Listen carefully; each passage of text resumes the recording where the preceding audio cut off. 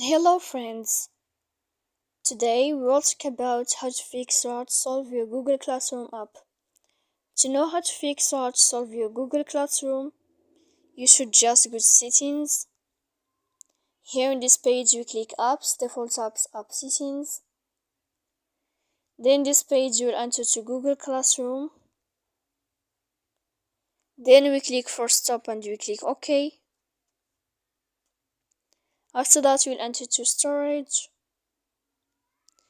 Here we click clear cache.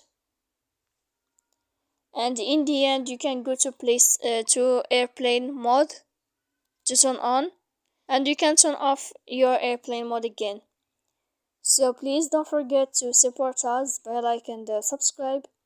See you next time in another video, and thank you for your attention and your watching.